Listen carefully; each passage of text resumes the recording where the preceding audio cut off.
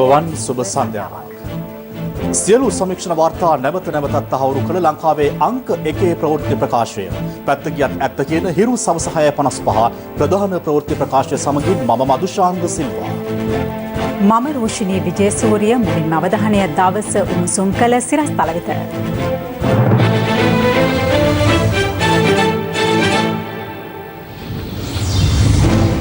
දෙහිවල නිවාස සංකීර්ණයක සැඟව සිටි රිෂාඩ් රිමාන්ඩ්. ආධාර අනුබල දුන් වෛද්‍යවරියක් ඇතුළු 7 දෙනෙක් අත්අඩංගුවට. පිටකොටු වෙනුත් කොවිඩ් ආසාදිතයින් හමු වෙයි. ඉදිරි සතිය තීරණාත්මක බව සෞඛ්‍ය අංශ කියයි. දිස්ත්‍රික්ක 21කට වැඩි ගානක රෝගීන් හම්බ වෙන තත්ත්වයක් තමයි තියෙන්නේ. එන අවදානම ඉදිරි සතිය දෙක ඇතුළත තමයි අපිට මතුවෙන්නේ. 20 ගැන මත ගැටුම් උග්‍ර වෙයි. පාර්ශව කිහිපයකින් ජනපතිට ලිපි.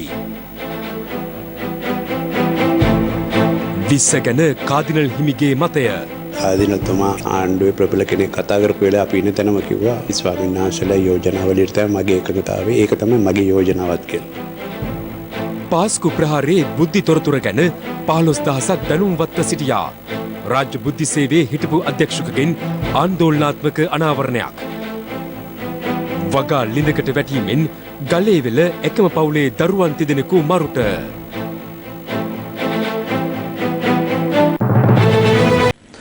දින 6ක් තිස්සේ සැඟව සිටියේදී අද අලුයම අපරාධ පරීක්ෂණ දෙපාර්තමේන්තුව විසින් අත්අඩංගුවටගත් පාර්ලිමේන්තු මන්ත්‍රී රුෂාඩ් බදියුදීන් ලබන 27 වෙනිදා දක්වා රක්ෂිත බන්ධනාගාරගත කරනු ලෙස කොළඹ කොටුව මහේස්ත්‍රාත්වරයා නියෝග කළා.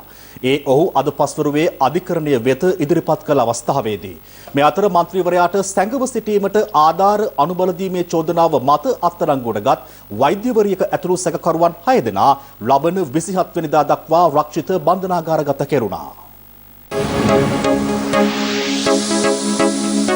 දවසේ පුවත.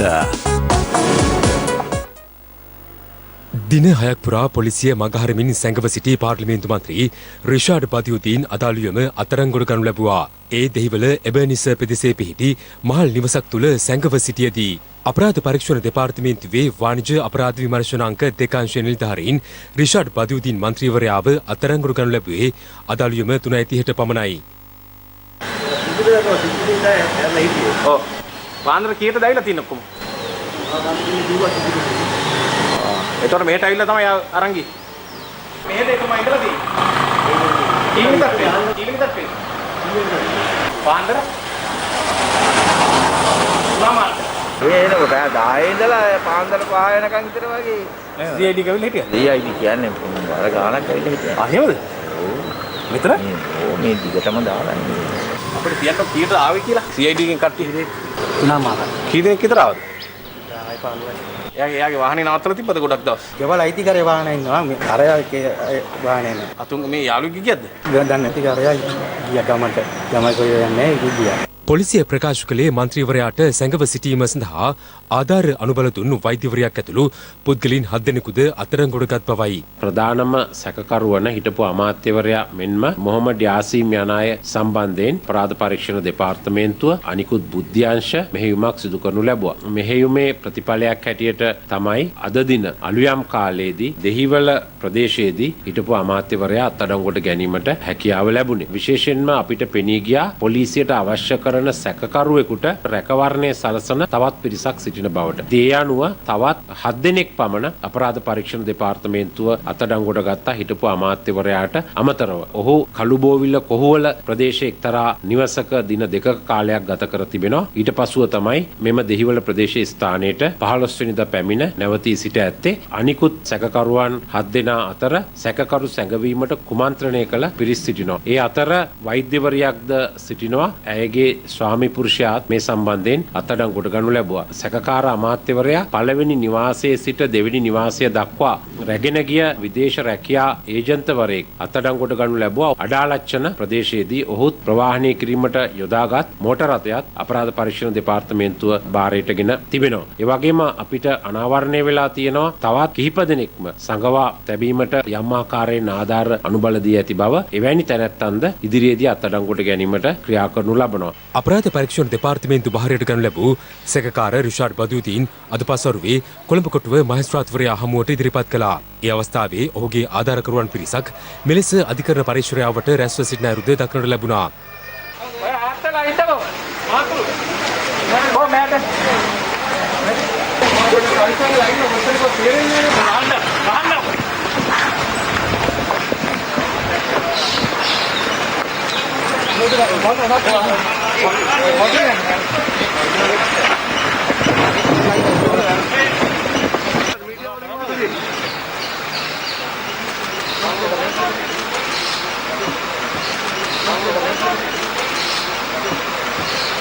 නීතිපතිවරයා වෙනුවෙන් කරුණු දැක් වූ නියෝජ්‍ය සොලිසිටර් ජෙනරාල් දිලීප පීරිස් මහතා අධිකරණ හමුවේ සඳහන් කළේ සැකකාර රිෂාඩ් බදියුදීන් මෙම සිද්ධියේදී කටයුතු කර ඇත්තේ මහජන මුදලින් නඩත්තු වන මහජන නියෝජිතයෙකු ලෙස නොව රස්‍යාධිකාරියෙකු ලෙස බවයි. නැවත පදිංචි කිරීමේ අමාත්‍යවරයාව සිටියේදී පසුගිය ජනාධිපතිවරණය පැවති දිනේදී අවතැන් වූ ඡන්දදායකින් මන්නාරම ප්‍රදේශයට ලංගම බස් රථවලින් ප්‍රවාහනය කිරීම හරහා මහජන දේපල සාප්‍රාදී ලෙස අවභාවිතා කිරීම සහ මැතිවරණ නීති උල්ලංඝනය කිරීමේ චෝදනාව මත පාර්ලිමේන්තු මන්ත්‍රී රිෂාඩ් බදියුදීන් මහතා ඇතුළු තිදෙනෙකු අත්අඩංගුවට ගන්නා ලෙස නීතිපතිවරයා පොලිසියට නියෝග කර තිබුණේ පසුගිය 14 වනදායි. රිෂාඩ් බදියුදීන් මන්ත්‍රීවරයාව අත්අඩංගුවට ගැනීම සඳහා අපරාධ පරීක්ෂණ දෙපාර්තමේන්තුවේ පොලිස් කණ්ඩායම් 6ක් විමර්ශන ක්‍රියාත්මක කළා. පසුව මෙම සිද්ධිය සම්බන්ධයෙන් අවතැන් වූ පුද්ගලයන් නැවත පදිංචි කිරීමේ ව්‍යාපෘතියේ ගණකාධිකාරීවරයාව සිටි අලංකරත්න මනෝරංජන් සහ රිෂාඩ් බදියුදීන් මන්ත්‍රීවරයාගේ රියදුරන් දෙදෙනෙකු අත්අඩංගුවටගෙන රක්ෂිත බන්ධනාගාරගත කරනු ලැබුවා. මේ අතර දින 14ක් ඇතුළත පාර්ලිමේන්තු මන්ත්‍රී රිෂාඩ් බදියුදීන් සම්බන්ධයෙන් විමර්ශන වාර්තාවක් ලබා දෙන ලෙස නීතිපතිවරයා වැඩබලන පොලිස්පතිවරයාට උපදෙස් ලබා දුන් බව නීතිපතිවරයාගේ සම්බන්ධීකරණ නිලධාරිණී රාජ්‍ය අධිනීතිඥ නිශාරා ජයරත්න මෙනිවිය ප්‍රකාශ කළා. මෙම අත්අඩංගුවට ගැනීම සම්බන්ධයෙන් ගරු නීතිපතිතුමාගේ ලිඛිත උපදෙස් අපරාධ පරීක්ෂණ දෙපාර්තමේන්තුවේ නිලධාරීන්ට සහ වැඩබලන පොලිස්පතිවරයාට ලබා දීමට පැය 24කට කලින් ගරු නීතිපතිතුමා විසින් අපරාධ පරීක්ෂණ දෙපාර්තමේන්තුවේ නිලධාරීන් කැඳවා ඔවුන්ට වාචිකව උපදෙස් ලබා දීමක් සිදු කළා. ලබා දෙන ලද වාචික උපදෙස් පිළි අරගෙන හරියාකාරව ආවේශන රාජකාරී කටයුතු අපරාධ පරීක්ෂණ දෙපාර්තමේන්තුව විසින් සිදු කළා නම් රිෂාඩ් බදියුදීන් යන සැකකරුට පලා යාමට හැකියාවක් තිබන්නේ නැහැයි කියන එක ප්‍රකාශ කර සිටිනවා. එසේම අරු නීතිපතිතුමා සමග අපරාධ පරීක්ෂණ දෙපාර්තමේන්තුවේ ඉහළ නිලධාරීන් අද දිනත් සාකච්ඡා කළා. එම සාකච්ඡාවලදී අනාවරණය වීමක් සිදු වුණා. රිෂාඩ් බදියුදීන් යන අය සම්බන්ධයෙන් මෙම සිද්ධිය හැරුණුකොට සිද්ධි 10කට අධික සංඛ්‍යාවක් සම්බන්ධයෙන් අපරාධ පරීක්ෂණ දෙපාර්තමේන්තුව විමර්ශන කටයුතු සිදු කරන බවට. එම සියලුම විමර්ශනයන් සම්බන්ධයෙන් මුදල් විශුද්ධීකරණ වරද පදනම් කරගෙන වැඩිදුරටත් විමර්ශන සිදු කර යුතු බවටත් අදාළ විමර්ශනයන් කඩිනමින් සිදු කරන ලෙසට උපදෙස් ලබා දුන්නා. රිෂාඩ් බදියුදීන් යන අය සැඟවී සිටි කාලය තුලදී මොහුට එසේ සැඟවී සිටීමට රැකවරණය සහ ආධාර අනුබල දුන් සියලුම පුද්ගලයන් සම්බන්ධයෙන් අපරාධ විමර්ශනයක් සිදු කරලා ගරු අධිකරණයට කරුණු වාර්තා කරන ලෙසට ආදේශ ලබා දුන්නා. මාධ්‍ය සාකච්ඡා පවත්වා ඔහු සැඟවී සිටි බවට ප්‍රකාශ කළ පුද්ගලයන් සම්බන්ධයෙන්ද කරුණු විමර්ශනය කරන ලෙසට ගරු නීතිපතිතුමා උපදෙස් ලබා දුන්නා. මේ අතර තමන්ව අත්අඩංගුවට ගැනීම වළක්වන නියෝගයක් නිකුත් කරන ලෙසිල්ලා පාර්ලිමේන්තු මන්ත්‍රී රිෂාඩ් බදියුදීන් මහතා ඉදිරිපත් කළ රීඩ් පෙත්සම හෙට අභියාචනාධිකරණයේ සලකා බැලීමට නියමිතයි. රක්ෂිත බන්ධනාගාරගත කිරීමට නියෝග කළ රිෂාඩ් බදියුදීන් පාර්ලිමේන්තු මන්ත්‍රීවරයා බන්ධනාගාරය වෙත රැගෙන යන දර්ශන මෙවන විට අප වෙත ලැබී තිබෙනවා.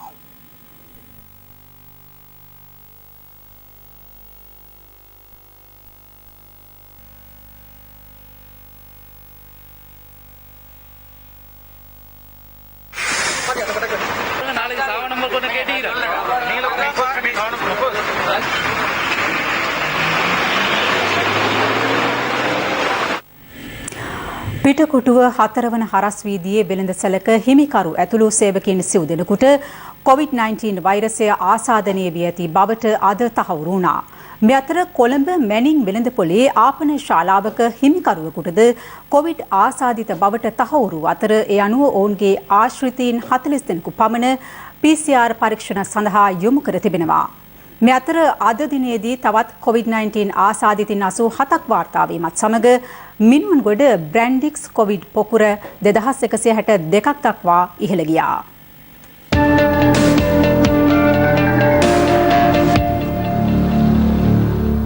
පිටකොටුව 4 වන හරස් වීදියේ වීලි ආහාර ද්‍රව්‍ය වෙළඳසැලක හිමිකරුවෙකුට කොළඹ පෞද්ගලික රෝහලකින් ප්‍රතිකාර ලබා ගැනීමට ගිය අවස්ථාවේදී සිදු කළ PCR පරීක්ෂණයකින් ඔහු කොවිඩ් ආසාදිතෙකු බවට හඳුනාගෙන තිබෙනවා. ඉන් අනතුරුව කොළඹ මහනගර සභාව මගින් සිදු කළ PCR පරීක්ෂාවලදී වෙළඳසැලේ සේවකයන් තිදෙනෙකුටත් රෝගය වැළඳී ඇති බව හෙළිවුණා. මෙම සිද්ධියත් සමග අදාළ වෙළඳසැලේ තවත් සේවකයන් 16 දෙනෙකු නිරෝධායනය සඳහා යොමු කළ බව කොළඹ මහනගර සභාවේ සෞඛ්‍ය වෛද්‍ය නිලධාරී කාර්යාලය සඳහන් කළා.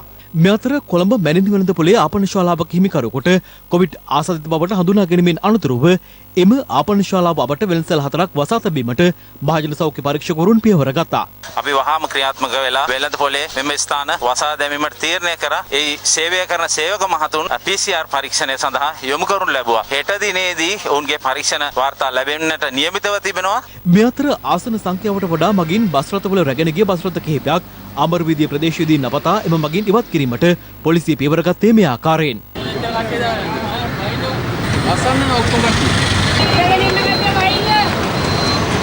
ඉතගෙන යන්න බෑ කවුරුත් ඔක්කොම සීක්‍රන් ඉතර මොකක් වාස් දාගෙන යන්න. මේ වැඩිපුර ඉන්න කට්ටිය බස්සන්න නේද? අඩේ පවතින තත්ත්වයට ගමන් කරන්නකො. මේක වැඩි කට්ටිය එහෙම යන්න එපා. පවතින තත්ත්වය සම්බන්ධයෙන් හිරු පත්තරේ විස්තරයේ වැඩසටහනට එක්වෙමින් නියෝජ්‍ය පොලිස්පති අජිත් රෝහණ මහතා මෙලෙස අදහස් පළ කළා. යම්කිසි ආකාරයකින් ඇඳිරි නීතිය තවත් දීර්ඝ කිරීම එහෙම නැත්නම් තවත් පොලිස් බල ප්‍රදේශයකට ක්‍රියාත්මක කිරීම කෙරෙහි අවධානය යොමු වෙලා තිබෙනවද මේ වෙනකොට? පොලිස් බල ප්‍රදේශ 19ක් ආශ්‍රිත ක්‍රියාත්මක වන නිරෝධායන ඇඳිරි නීතිය ආකාරයටම ක්‍රියාත්මක වෙනවා. පොලිස් වසමක්ම ඇඳිරි නීතිය ප්‍රකාශයට පත් කිරීමට තරම් තාම සෞඛ්‍ය බලධාරීන් නිර්දේශ කරලා නැහැ. මූලාශ්‍රය හොයන්න පරීක්ෂණ කටයුතු සිද්ධ කරනවා. මෙහිදී යම් කිසි දෙයක් මේ වන විට අනාවරණය වෙලා තිබෙනවද? තාමත් පරීක්ෂණ සිද්ධ වෙනවා. ඒකට හේතුව 1552කට ආසන්න සේවකයෝ තාමත් ඉන්නේ නිරෝධායන මධ්‍යස්ථානවල එහෙම නැත්නම් රෝහල්වල. ඒ පිළිබඳ තොරතුරු ලබා ගැනීමට ඔවුන් තමයි වැදගත්ම සාධකය වෙන්නේ. ඉතින් ඔවුන්ගේ ප්‍රකාශ ලබා ගැනීම මේ අවස්ථාවේදී සිදු කරන්න බෑ. එම අය සුවපත් වෙලා ආවට පස්සේ තමයි අපිට විධිමත්ව මේ පරීක්ෂණයේ ඉතුරු සාක්ෂි සටහන් කර ගැනීමට අවස්ථාව ලැබෙන්නේ. මේ අතර මතුගම ප්‍රදේශයෙන් COVID-19 ආසාදිතයින් 17 දෙනෙකු හඳුනා ගැනීමත් සමග බදුගම නව ජනපදයේ ගම්මාන තවදුරටත් හුදකලා කර තිබෙනවා. මෙය හුදෙක්ම කවුරුත් අපහසුතාවයට පත් කිරීමට නොව මේ ගම්මාන තුනේ ඉන්න අයවලුන් බොහෝ දුරට උන්ට කොවිඩ් ආසාදනය වීමට හැකියාවක් තිබෙන්න පුළුවන්. පැරවිලාත් ඉතින් හමුනොත් එය කළුතර දිස්ත්‍රික්කයට පැතිරීමට තිබෙන අවකාශය වැළැක්වීම වෙනුවෙන් තමයි මෙවැනි තත්ත්වයක් අපි ඊයේ දිනේදී ගනු ලැබුවේ. මේ අතර කුලියාපිටිය ප්‍රදේශයෙන් කොවිඩ් ආසාදිතයින් 11 දෙනෙකු මේ වර විට හඳුනාගෙන තිබෙනවා. ප්‍රදේශයේ සෞඛ්‍ය වෛද්‍ය නිලධාරීවරයා ප්‍රකාශ කළේ පවුල් 2000ක් පමණ මේ වන විට නිරෝධායනයට යොමු කර ඇති බවයි. කොවිඩ් ආසාදිත ජායල විදුලි බල සමාගමක ආරක්ෂක නිලධාරී දෙදෙනෙකු සහ ඔවුන්ගේ පවුල්වල සමාජිකින් ජායල රිලවුල ප්‍රදේශයේ සිය නිවෙස්වල නිරෝධායනයට යොමු කිරීමට පසුගිය දිනක කටයුතු කෙරුණා. එක් ආරක්ෂක නිලධාරියෙකුගේ පුත්‍රයා නිරෝධායන නීති කඩ කරමින් සිය අවශ්‍යතාවන් සඳහා නිවසින් පිටව ගොස් ඇති අතර ප්‍රදේශයේ මහජන සෞඛ්‍ය පරීක්ෂකවරුන් පැමිණ අදාළ පුද්ගලයාට දැඩි ලෙස අවවාද කළේ මේ ආකාරයෙන්. ක්වොරන්ටයින් කරලා තිබ්බේ PCR කරා වල ඔක්කොම තැන් තැන් වල යන්න එපා කියලා තියෙන්නේ. පොසිටිව් වෙලා ඉන්න තාත්තා කවුරුවත් එළියට යන්න එපා කියලා. ඒ කියද්දි ගිහිල්ලා තියෙන්නේ. දැන් තියෙන නීතියක ඕනනම් මේ උසාවි දාන්නත් පුළුවන්. මේක පොඩ්ඩක් තේරුම් ගන්න. මේ අතර පසුගිය 3 වෙනිදා සහ 4 වෙනිදා දුලපිටිය ප්‍රදේශයේ විවාහ මංගල උත්සවයකට සහභාගී වූ පුද්ගලයෙකු සිදු කරන ලද PCR පරීක්ෂාවකින් කොවිඩ් ආසාදිත බවට තහවුරු කරගෙන ඇති අතර ඔහු මිගම ප්‍රදේශයේ වෙළඳසැලක් පවත්වාගෙන යාම හේතුවෙන් මිගම ප්‍රදේශයේ සියලු වෙළඳසැල් වසා තැබීමට මහනගර සභාව පියවර ගත්තා. අනතුරුව අදාළ විවාහ මංගල උත්සවයට සහභාගී වූවන් සහ ඔවුන්ගේ ආශ්‍රිතයන්ගේ PCR පරීක්ෂණද සිදු කෙරුණා. ගම්පහ ප්‍රාදේශීය සභාවේ ස්ථාන රැසක් අද විෂ බීජහරණය කෙරුණේ මේ ආකාරයෙන්. මේ අතර මාස් හෝල්ඩින් ආයතන නිවේදන නිකුත් කරමින් පවසන්නේ තම ආයතනයේ පුද්ගලයෙකුට COVID-19 වෛරසය ආසාදනය වී ඇති බවයි. ඔහු සහ ඔහුගේ පවුලේ සමාජිකින්ට ආරක්ෂාව සපයමින් නිරෝධායන නීති අනුව කටයුතු කිරීමට තම ආයතනය කටයුතු කරන බව එම නිවේදනයේ දැක්වෙනවා. මේ අතර කුලියාපිටිය නගරයේ නිසි සෞඛ්‍ය ආරක්ෂිත ක්‍රමවේද අනුගමනය නොකරන වෙළඳසැල් වටලා වෙළඳසැල් හිමියන් දැනුවත් කිරීමේ වැඩසටහනක් අද ක්‍රියාත්මක වුණේ කුලියාපිටිය පොලිසිය මැදිහත් වීමෙන්. කෙසේ වුවත් රජයේ වෛද්‍ය නිලධාරීන්ගේ සංගමය පවසන්නේ COVID-19 රෝගයේ යම් සංකීර්ණ තත්ත්වයක් පෙන්නුම් කළද තවමත් එය සමාජගත වීමක් දක්නට ලැබෙන බවයි. අපි තරමක් සංකීර්ණ තැනකට ඇවිල්ලා තියෙනවා කොරෝනා සම්බන්ධයෙන්. මොකද ලංකාවේ සමස්ත දිස්ත්‍රික්කවලින් දිස්ත්‍රික්ක 21කට වැඩි ගානක රෝගීන් හම්බ වෙන තත්ත්වයක් තමයි තියෙන්නේ. මේක මීට කලින් අපිට වාර්තා වෙච්ච තත්ත්වයට වඩා වෙනස් වෙන අනිත් ප්‍රධානම හේතුව තමයි එක දවසකට වාර්තා වෙන රෝගීන් ගාන වෙන කවරදාටත් වඩා වැඩි වෙලා තියෙනවා. මිනුවන්ගොඩ ඇඟලුම් කම්හලේ පළවෙනි පෙළ ආශ්‍රිතව අපි හොයාගත්තා. දැන් දෙවෙනි පෙළ ආශ්‍රිතව හොයමින් ඉන්නවා. ඒකෙන් කොටසක් අපි හොයාගෙන තියෙනවා. දෙවෙනි පෙළ වලල්ල ඇතුලේ නැවත තවත් රෝගී පොකුරු ඇති වෙන්න පුළුවන්ද කියන අවදානම ඉදිරි සතිය දෙක ඇතුළත තමයි අපිට මතුවෙන්නේ. ඒකින්ද අපේ ලක්වාසී ජනතාව විශේෂයෙන්ම බොහොම අවධානයෙන් යුතුව කටයුතු කර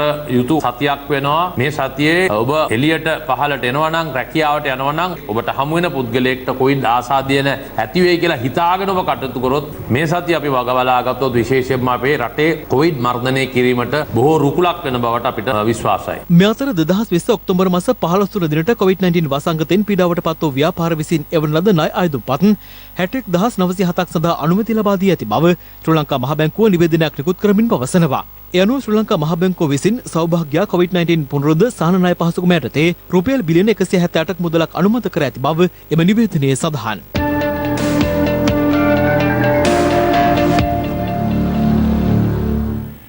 මේ වන විට නිරෝධායන ඇඳිරි නීතිය පනවා ඇති පොලිස් බල ප්‍රදේශවල ආහාරද්‍රව්‍ය අලෙවිසල් සහ ඔසුසෙල් හෙට උදෑසන 8 සිට රාත්‍රී 10 දක්වා විවෘතව තැබීමට අවසර දෙන බව යුද හමුදාපති ලුතිනන්ට් ජෙනරාල් ශවේන්ද්‍ර සිල්වා මහතා පැවසුවා. අනිද්දා පාර්ලිමේන්තුවට ඉදිරිපත් කිරීමට නියමිත 20 වෙනි ව්‍යවස්ථා සංශෝධන කෙටුම්පත පිළිබඳ විවාදය කල්දමන ලෙස විපක්ෂය කතානායකවරයාගෙන් ඉල්ලීමක් කරනවා. මේ අතර 20 වෙනි ව්‍යවස්ථා සංශෝධන කෙටුම්පත පිළිබඳ සාකච්ඡා කිහිපයක් ඊයේ මෙන්ම අදත් පැවැත්වුණා. 20 වෙනි ව්‍යවස්ථා සංශෝධනය ඇතුළු ඉදිරි පාර්ලිමේන්තු කටයුතු සම්බන්ධයෙන් සාකච්ඡා කිරීම සඳහා ආණ්ඩු පක්ෂයේ පක්ෂ නායකින්ගේ රැස්වීමක් ඊයේ පස්වරුවේ පැවැත්වුණේ විජේරාම ප්‍රදේශයේ පිහිටි අග්‍රාමාත්‍ය මහින්ද රාජපක්ෂ මහතාගේ නිවසේදී. ඊළඟ පාර්ලිමේන්තු කටයුතු ටික සාකච්ඡා කළා. අපිට තියෙනවා අර අපනයන රෙගුලාසි වගේක් ඒකේ බලපෑම විශේෂ සංශෝධන ඉදිරිපත් කිරීම ඊළඟට අපි 2020 ඉතුරු කාලයට අපේ අයවැය ඒක ඉදිරිපත් කිරීමේ ගාඩු 2021 අයවැය ඉදිරිපත්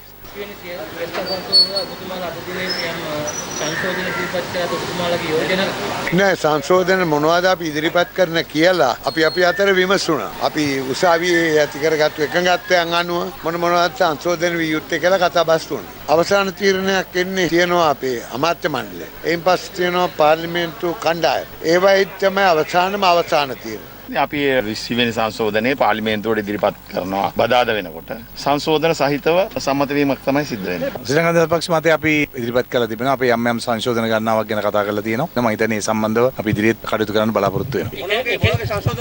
ඒක ඒ වෙලාවට කතා කරමු. දැන් කතා කරන්නේ. තර්ජනය කරාද ඔබතුමා? නෑ. එහෙම කිසි තර්ජනයක් නෑ. මේක හොඳ පක්ෂ නායකයන්ගේ රැස්වීම. ඉතින් පරවටු කරනවා මේ කිසිම තර්ජනයක් නෑ. ඊටාම හොඳට සාමකාමීව සිද්ධ වුණා. මේ අතර 20 වෙනි සංශෝධනය සම්බන්ධයෙන් විපක්ෂ නායකවරයාද අදහස් පළ කළා. විශේෂයෙන් පාර්ලිමේන්තුව තුළ රටේ නීති සම්පාදනය කරන ආයතනයේ මන්ත්‍රීවරුන් අසුන් ගන්න ආකාරය දිහා බැලුවහම මේ මීටරේ පරතරය කිසිසේත්ම ක්‍රියාත්මක වන්නේ නැහැ. පාර්ලිමේන්තුවෙන් නිර්මාණය වූ නීති හරහා රෙගුලාසි නිකුත් කරලා ඒ රෙගුලාසිම මන්ත්‍රීවරුන් කඩකිරීමේ තත්වයකට ලක්වන විට ඇත්ත වශයෙන්ම මේ ප්‍රජාතන්ත්‍රවාදී ක්‍රමය තුළ ඒක මහා විහිළුවක් බවට පත් වෙනවා. එතෙක් අපි යෝජනා කරනවා වහාම පාර්ලිමේන්තු රැස්වීම අත්හිටවන්නට. මේ රෙගුලාසි වලින් යෝජනා කර මීටරයේ පරතරය ස්ථාපනය කිරීමෙන් පසුව අපිට පුළුවන් පාර්ලිමේන්තු රැස්වීම කොරෝනා රෙගුලාසි වලට අනුකූලව පවත්වාගෙන යන්න. කිසිසේත්ම අපිට සදාචාරාත්මක අයිතියක් නැහැ. රටේ ජනතාවට එක නීතියකුත් මහජන මන්ත්‍රීවරුන්ට තවත් නීතියකුත් ක්‍රියාත්මක කරන්න. වහාම මේ සතියේ පවත්වන පාර්ලිමේන්තු රැස්වීම කල්දමන කෙටි කාලයක් තුළ මේ අඩුපාඩුව නිවැරදි කරන්නට ගරු කතානායකතුමා පියවර ගත යුතුමයි. මේ අතර 20 වෙනි ව්‍යවස්ථා සංශෝධනය සම්බන්ධ විවාදය කල්දමන ලෙස ඉල්ලා විපක්ෂයේ ප්‍රධාන සංවිධායක ලක්ෂ්මන් කිරියල්ල මහතා විසින් කතානායකවරයා වෙත ලිපියක් යොමු කර තිබෙනවා. ඔහු සිය ලිපිය මගින් පෙන්වා දී ඇත්තේ ගැසට් පත්‍රයක් මගින් ප්‍රකාශයට පත් කර ඇති සෞඛ්‍ය රෙගුලාසි නිසි ලෙස ක්‍රියාත්මක කරන්නේ නම් රැස්වීම සීමා කළ යුතු බවයි.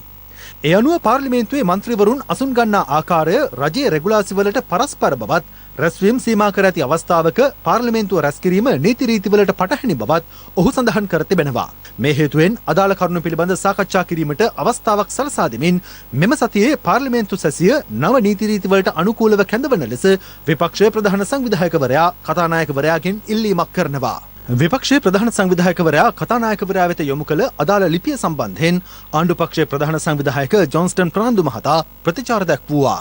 බංකොලොත් වෙච්ච දේශපාලන නඩය හදන්නේ පාර්ලිමේන්තුව වහන්න. 20 වෙනි සංශෝධනය ගේන්න ඉඩ දෙන්නේ නැතුව. මේ සතියේ පාර්ලිමේන්තුවේ න්‍යාය පත්‍රය අපි අනුමත කරගෙන ඉවරයි. මේ තරම් කල් අපි පාර්ලිමේන්තුව මුණ ගැහුණා. අනපනත් සම්මත කෙරුවා. විවාද වලට අපි සම්බන්ධ වුණා. ඒ හැම දෙයක්ම කෙරුවේ සෞඛ්‍ය උපදෙස් අනුව. ඔබතුමන්ලගේ ආණ්ඩුවේ මේ වෙන විට මූලිකම කාර්යය කොරෝනා පාලනය කිරීමද විශ්ව සම්මත කරගන්න. අපේ මූලික කාරණේ තමයි පහුගිය ආණ්ඩුව විනාශ කරපු ආර්ථික නැවතවාරයක් ශක්තිමත් කිරීම. මේ කොවිඩ් පාලනය කිරීම පරමාර්ථයක් නේ. අපි ඒකනේ ලෝකේ අනිත් රටවල් ගත්තාම ඉතාමත්ම හොඳ තැනකට අපේ රට පරිවර්තනය වුණේ. දැන් හැබැයි එනගෙන නේද තියෙන්නේ? නෑ කිසිම දෙයක් අපි එනගෙන නෑ. එනගෙන තියෙන විපක්ෂය. මිනිස්සුන්ගේ මරණ හරහා බොහොම අසික්කිත විදිහට දේශපාලනය කරන්න හදනවා. දැන් මේ 20 වෙනි සංශෝධනය සම්බන්ධයෙන් මහා සංඝරත්නය එහෙම විරෝධතා දක්වනනේ. විරෝධය ප්‍රකාශ කරනම නේද ප්‍රජාතන්ත්‍රවාදී රටක් කියන්නේ. කියන සංශෝධන සිද්ධ කරන්න ඔබතුමන්ලා සූදානම් නැහැ. මෙහෙමනේ අපි අලුත් ව්‍යවස්ථාවක් ගේනවා. 19 වෙනි ආණ්ඩු ව්‍යවස්ථාව වෙනස් කළ යුතුයි කියන තැන අපි ඉන්නවා. ඒක තමයි මේ රටේ ජනතාවට ඡන්දෙ දුන්නේ. මේ අතර පිවිතුරු හෙළවුරුමේ නායක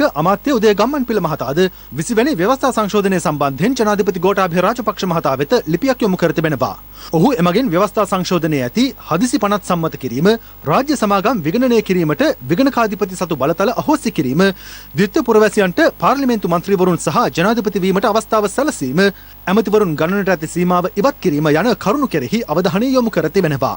උදේ ගම්මන්පිල මහතා පෙන්වා දෙන්නේ අදාළ කරුණු පිළිබඳ අවධානය යොමු කරමින් 69 ලක්ෂයේ ජනවරමට ගරු කරනු වස් 20 වැනි ආණ්ඩුක්‍රම ව්‍යවස්ථා සංශෝධනය වඩාත් ජනතා හිතකාමී කරනු ඇතැයි අපේක්ෂා කරන බවයි.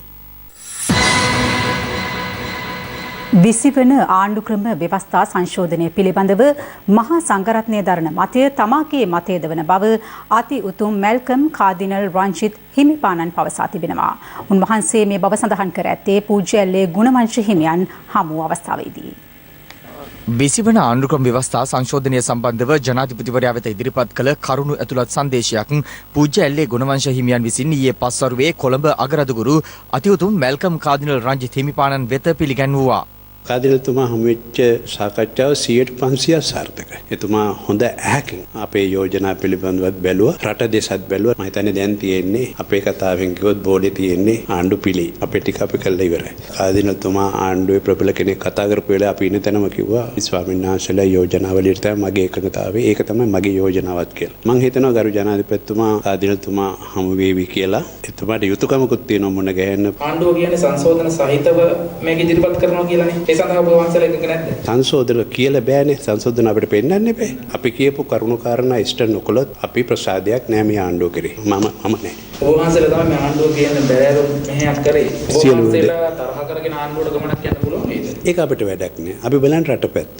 ඉතින් මේ පහුගිය යහපාලන රජය මගින් කරපු ඇතැම් කොමිෂන් මේ රටේ හරි විදියට සකස් කරා නම් ඒක වටිනවා. නමුත් ඒ නොකරපු නිසා දැන් අපිට හැම එකක්ම සැකයෙන් අවිශ්වාසයෙන් බලන්න සිද්ධ වෙලා තියෙනවා. විපක්ෂය කියනවා දැන් රටේ මෙච්චර දෙවෙන ප්‍රශ්න තියෙද්දි මේ 20ක් ගෙනල්ලා ජනතාව මුලා කරන්න හදනවා කියලා. ඒගොල්ලොත් මට කතා කරා. ඉතින් ඒගොල්ලෝගේ කඩාගෙන වැටිච්ච ගේ හදාගන්න කියලා කිව්වොත් වඩා හොඳයි. මේ අතර අස්ගිරි සහ මල්වතු පාර්ශවයන්හි ලේකකාධිකාරී හිමිවරුන්ද 20 වන ආණ්ඩුක්‍රම ව්‍යවස්ථා සංශෝධනය සම්බන්ධයෙන් සිය මතය ප්‍රකාශ කළා. 19 සහ 20 රජයෙන් කුමන ඉදිරිපත් කිරීම සිදු කළත් ඒවා පිළිබඳව සාධනීය ලක්ෂණ තිබෙනවා නම් ඒවත් තබාගෙන යම් හානිකර දේවල් තිබෙනවා නම් ඒවා පිළිබඳව භික්ෂූන් වහන්සේලාගේ සහ වෙනත් අදහස් දරන මහ ජනතාවගේ අදහස් පිළිබඳව අවධානය යොමු කරමින් ඉතාමත් යහපත් විදිහේ සංශෝධනයක් සම්පාදනය කරගන්න අනුමත කර ගැනීම තමයි අපි අපේක්ෂා කරන්නේ. මේ වන විට මහා සංඝරත්නයේ බෞද්ධ ජනතාවගේත් ඒ වගේම විද්වතුන් අතරත් මේ පිළිබඳ නොයෙක් විදිහේ කුතුහලය ඇති වෙලා තිබෙනවා. මෙහි තියෙන ප්‍රතිඵල ගැන ඒ නිසා කළ යුතු එම ව්‍යවස්ථාවේ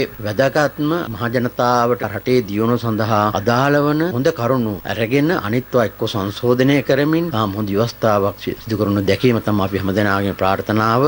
මේ අතර පූජ්‍ය ඕමල්පේ සෝබිත හිමියන් ජනාධිපතිවරයා වෙත ලිපියක් යොමු කරමින් පෙන්වා දෙන්නේ 20 වන ආණ්ඩුක්‍රම ව්‍යවස්ථා සංශෝධනය සම්බන්ධයෙන් භික්ෂූන් වහන්සේ සහ අගරදුගුරු මණ්ඩලය ඇතුළු සිවිල් සංවිධානවල විරෝධය පළ වී ඇති බැවින් ඒ සඳහා ජනාධිපතිවරයාගේ අවධානය යොමු විය යුතු බවයි. මේ අතර 20 වන ආණ්ඩුක්‍රම ව්‍යවස්ථා සංශෝධනයට විරෝධය දක්වමින් වෘත්තීය සමිති 18ක් සහ මහා සංඝරත්නය එක්ව නාරහෙම්පිට අභයාරාම විහාරස්ථානයේදී ජනාධිපතිවරයා වෙත බහර දීම සඳහා සංදේශයකට අත්සන් තැබුවා. ඔබතුමා අපි බලයට පත් කරේ මේ රට හදන්නට. පංචමා බලවේගය කොන් කරලා මේ රටේ කාටවත් පාලනයක් ගෙනයන්න පුළුවන් කමක් ඇති වෙන්නේ නැහැ. ඔබතුමා මේ ගේන විශ්ස පිළිබඳව අද රටේ නොඑක් විදි ආందోලනකම් ඇති වෙලා තිබෙනවා. මේ ආందోලනයන් නිසා මම ජනතාව කලකිරීම තත්ත්වයකට ඇති වෙලා තිබෙනවා. අපි ඒ නිසා ඔබතුමාගේ ඉල්ලීමක් කරන මේ සංදේශය ඉදිරිපත් කරලා පංචමහා බලවේගයේ හඬට ඔබතුමා කන් දීලා සංශෝධනයක් එක්ක මේ ව්‍යවස්ථාව පස්සේ ගේන්න දැනට මේ ව්‍යවස්ථාව අත්හිටවලා මේ පංචමහා බලවේගයේ සමගම සාකච්ඡා කරලා රටට ගැළපෙන ව්‍යවස්ථාවක් ඉදිරිපත් කරන්න කියන එකයි අපේ යෝජනාව. 20 වෙනි ව්‍යවස්ථා සංශෝධනය ඉදිරිපත් කරනවා නම් වික්ෂුන් වහන්සේලා වන අප ඉදිරිපත් කරපු සංශෝධන පිළි අරගෙන අඩුපාඩුකම් ඉවත් කරලා මේක ඉදිරිපත් කිරීමයි කළ යුතුයි. එහෙම නැත්නම් අපි ඉඳලා හිටින්නේ මේක කල්දමන් එහෙම නැත්නම් මේක විසි කරන්න කියලා. විසි කළාම ඔක්කොම විසි දෙනවා. ගරු ජනාධිපතිතුමා ගරු අගමැතිතුමා ඇතුළු ආණ්ඩුව තාමත්ම හොඳට වැඩි ලෙස වැඩගෙන කටයුතු කරන්න වෙනවා. වික්ෂුන් වහන්සේලාගේ ඉල්ලීම එහෙම හැමකම් නොදුන්නොත් එහෙම රටේ මහ ජනතාවත් අපිත් එක්ක ඉන්නවා කියන එක අපි බොහොම පැහැදිලිව කියන්න ඕනේ. මේ අතර මහාචාර්ය පූජ්‍ය මැදගොඩ අබේතිස්ස හිමියන්ද මේ සම්බන්ධව අදහස් පළ කළා. ජනාධිපතිවරයා සමග අග්‍රාමාත්‍යවරයා සමග මේ සම්බන්ධයෙන් සාකච්ඡා කළා. ඔවුන් දෙදෙනා අද හවස් වෙනකොට සාකච්ඡා කරලා තීරණයක් දෙන බව සඳහන් කළ නිසා අපි බොහොම සුමුදු ලෙස සිහිපත් කරන්නට කැමති වෙනවා මේ කාරණාවල් ඉවත් කරලා 20 වෙනි සංශෝධනය අරගෙන එන්න කියලා. ගෝඨාභය රාජපක්ෂ ජනාධිපතිතුමා හෝ ඔහුගේ පාර්ලිමේන්තුව මේ නොකරනවායයි කියලා කියන්න පුළුවන් ඔවුන් කියයි. ඔවුන් නොකර ආවි. හැබැයි සදාකාලිකවම මේ රටේ බලය තියෙන ගෝඨාභය ජනාධිපතිතුමා සහ වර්තමාන ආණ්ඩුව මතද හදිසි පනත් ගෙන ඒමට තියෙන ව්‍යවස්ථාපිත අවස්ථාව අහුරා ඇති. මෙම වගන්තිය ඉවත් නොකරන හැටියට අපි බොහොම කාරුණිකව ආණ්ඩුවට සඳහන් කරනවා. දෙවෙනි කාරණාව සමාගම් වෙනනේට තියෙන අවස්ථාව නැති කළොත් MCC එකට අපේ රටට එන්න පුළුවන් එක දොරක් ඇරෙනවා. මේක හදිසිය සම්මත වුණොත් මොකද්ද කරන්නේ? අපි කියන්නේ සම්මත කරන්න කියලානේ මේ ටික ඉවත් කරලා. වැරදි ටික අයින් කරන්නේ නැතුව සංශෝධනය වෙනවා. පුද්ගලයෙක් වැරද්දක් කළොත් පුද්ගලයා පෞද්ගලිකව වන්දි ගෙවන්න පුළුවන්. හැබැයි නායකයෙක් වැරද්දක් කළොත් ඒ වෙනුවෙන් වන්දි ගෙවන්නේ රටක්.